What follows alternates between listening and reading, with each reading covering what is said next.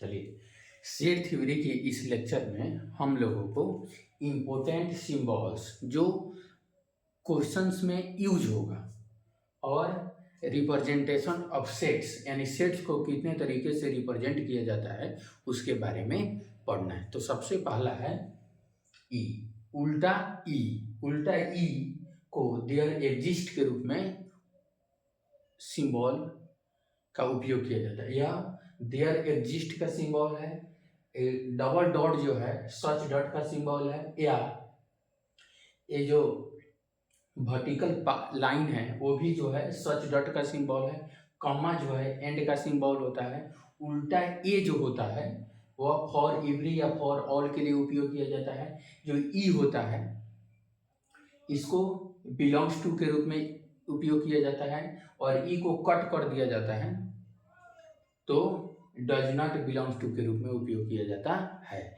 जैसे अगर zero natural number में नहीं आता है तो लिखेंगे zero does not belongs to natural number.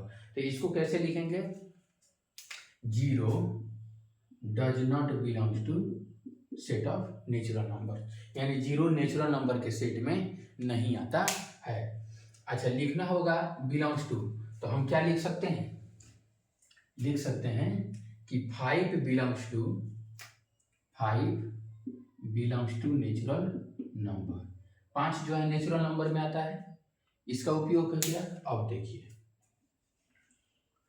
जैसे फॉर इवरी का बताए थे कि अगर कोई क्वाड्रेटिक पोलिनोमियल है ax² plus bx plus c is greater than 0 for all x या for every x belonging to real number if a is greater than 0 and d is less than 0। बताए थे कि अगर कोई क्वाड्रेटिक पोलिनोमियल दिया गया है ax² bx plus c greater than 0 यानी पॉजिटिव होगा फॉर ऑल x के सभी वैल्यू के लिए, कमिंग फ्रॉम या belongs to real number if a greater than 0 and d is less than 0। ठीक है, तो यहाँ समझ में आ गया कि फॉर एवरी या फॉर ऑल का उपयोग उल्टा ए का होता है और ये जो बिलोंग्स टू का होता है बिलोंग्स टू रियल नंबर, यानी रियल नंबर से x को लिया जा रहा है। ठीक है, अब देखिए कॉमा का यूज हम लोग जानते हैं। जैसे 4 अगर लिखना है 1, 2, 3, तो 1 एंड 2 एंड 3 एंड 4, तो कॉमा का मतलब क्या हो गया? एंड। ठीक है, अब देखिए सच दैट, जैसे अगर हमको लिखना रहे कि x का वैसा मान लिखिए जो 0 से बड़ा हो, बराबर हो या 0 से बड़ा हो और 4 के छोटा या बराबर हो और x belong to natural number. तो इस सच डेट का सिंबल हो गया, क्या चीज का सिंबल हो गया? सच डेट। तो क्या हो जाएगा? एक से क्या हो जाएगा? 1, 2, 3 और 4। 4 से छोटा नेचुरल नंबर, 0 से बड़ा, तो 1, 2, 3 और 4 आ गया। तो ये डबल डॉट का प्रयोग कहाँ हुआ? सच डेट के लिए। ऐसे भी लिख सकते हैं x such that greater than 0 less than 4 x belong to natural number. तो ये जो वर्टिकल लाइन है ये भी सच डेट के लिए उपयोग किया जाता है। फॉर देयर एग्जिस्ट, अब जैसे देयर एग्जिस्ट का भी प्रयोग होता है। जैसे अगर कोई इक्वेशन दिया रहे या कुछ दिया रहे तो उसमें वह शामिल होगा। अगर कुछ दिया रहता है, कोई स्टेटमेंट दिया रहता है और उसमें यदि वह प्रॉपर्टी फुलफिल करता है तो हम बोलते हैं कि वह देयर एग्जिस्ट, यानी वहाँ होगा। ठीक है, तो आने वाले टाइम में देयर एग्जिस्ट का भी उपयोग कैसे स्टेटमेंट में किया जाता है उसको भी बताएंगे। ठीक है, अब हम लोग को पढ़ना है रिप्रेजेंटेशन ऑफ सेट्स का पहला रिप्रेजेंटेशन क्या है? Roster form. क्या है? Roster form. तो रोस्टर फॉर्म में राइट ऑल द एलिमेंट्स, सभी एलिमेंट्स को लिख दिया जाता है। जैसे हम बताते हैं कैसे।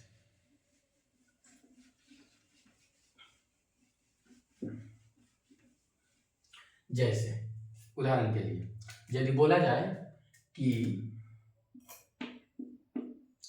Right all the numbers, right all the natural number less than 5, less than 5, 5 से छोटी नेचुरल नंबर को लिखे।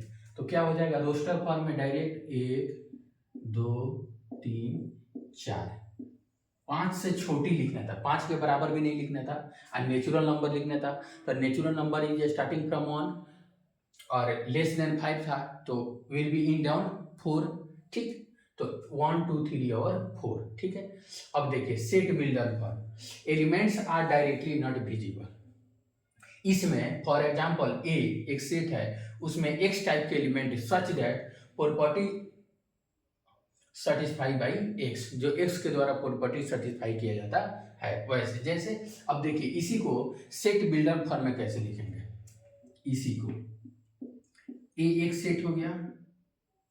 अब जैसे इस सेट में एक्स टाइप के एलिमेंट आएंगे सच दैट डबल बिंदु डबल डॉट सच दैट 0 से बड़ा होगा, 5 से छोटा होगा, 5 से छोटा होगा, एक्स एक नेचुरल नंबर होगा, एक्स एक नेचुरल नंबर होगा। तो यह प्रॉपर्टी लिख दिए, हम डायरेक्ट नहीं लिखे 1 2 3 4, या रोस्टर फॉर्म हुआ या टेबुलर फॉर्म हुआ, यानी टेबल बनाकर लिख दे 1 2 3 4 कॉमा का यूज करके लिख दिए। लेकिन यह जो फॉर्म था यह नॉन विजिबल फॉर्म था, यह विजिबल नहीं हो रहा था, डायरेक्टली विजिबल नहीं था, इस प्रॉपर्टी के उपयोग करके लिखा गया था। यह प्रॉपर्टी जो है एक्स के द्वारा सेटिस्फाई किया जा रहा है। सबसे पहले 0 से बड़ा होना चाहिए, 5 से छोटा होना चाहिए, और एक्स एक नेचुरल नंबर होना चाहिए। तो 0 से बड़ा 1, 0 से बड़ा क्या आएगा 1 2 3 और 4, 5 से छोटा होना चाहिए, 5 के बराबर भी नहीं होना चाहिए, 5 से छोटा होना चाहिए। तो 5 से छोटा क्या होगा 4 होगा, और यह क्या होना चाहिए नेचुरल नंबर होना चाहिए। क्या होना चाहिए नेचुरल नंबर होना चाहिए।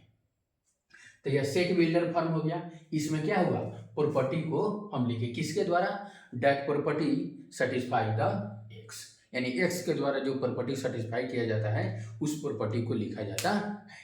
अब देखिए कुछ सवाल है, उस सवाल को करते हैं और कंसेप्ट को समझते हैं।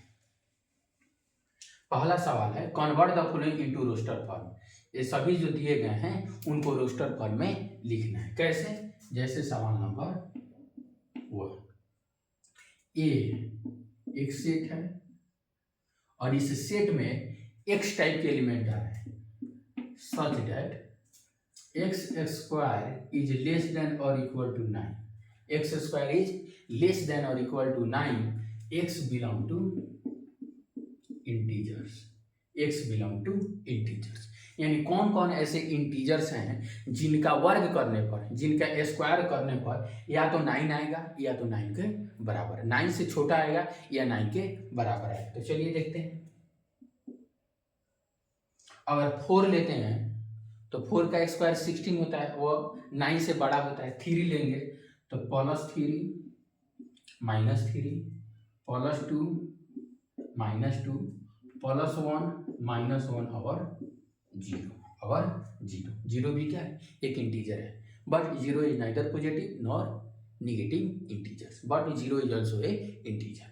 तो +-3 का वर्ग करने पर लेस देन 9 होगा, +-2 का स्क्वायर करने पर लेस देन 9 होगा, +-1 का स्क्वायर करने पर लेस देन 9 होगा, और 0 का स्क्वायर करने पर भी लेस देन 9 होगा।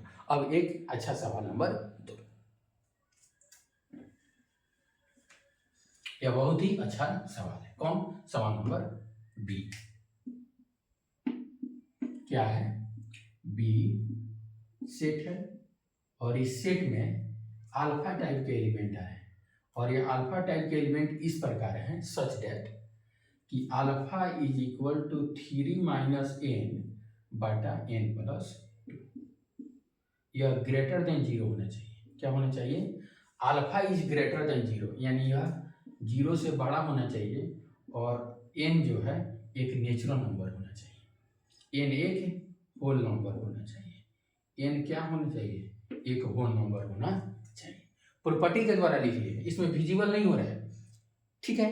क्या alpha B is a set is equal to, B is set है, इस प्रकार के अल्फा टाइप के एलिमेंट आ रहे हैं, इसमें अल्फा टाइप के एलिमेंट आ रहे हैं such that alpha is equal to 3 minus n upon n plus two greater than zero, zero से बड़ा होना चाहिए और एन एक होल नंबर होना चाहिए। तो एन का मान जीरो लेते हैं, whole number is starting from zero, तो अल्फा क्या होगा 3/2 ग्रेटर देन जीरो, ये भी चल जाएगा।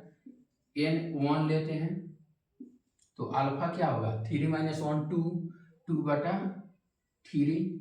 अगर एन 2 लेते हैं तो अल्फा क्या आएगा 3 माइनस 2 1 और 2 प्लस 2 4, यह भी ग्रेटर देन जीरो।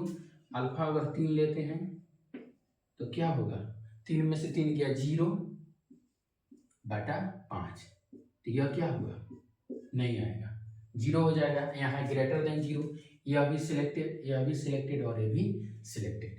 तो इस प्रॉपर्टी को लिखकर अगर कहीं टेबल में दिया रहे 3/2 2/3 और 1/4 और इसको हम प्रॉपर्टी के रूप में सोच कर लिखना है तो इसे थिंकिंग को डेवलप करना होगा। और अधिकांश जितने भी सेट रिलेशन फंक्शंस जितने भी चैप्टर्स हैं उसमें इसी सेट बिल्डर फॉर्म का ज़्यादा से ज़्यादा उपयोग किया जाता है। जितने भी जेई एडवांस के सवाल होंगे, जेई मेंस के सवाल होंगे, अच्छे लेवल के जो भी सवाल होंगे उसमें ये सेट बिल्डर फॉर्म का ही उपयोग किया जाता है। Thank you for watching this video.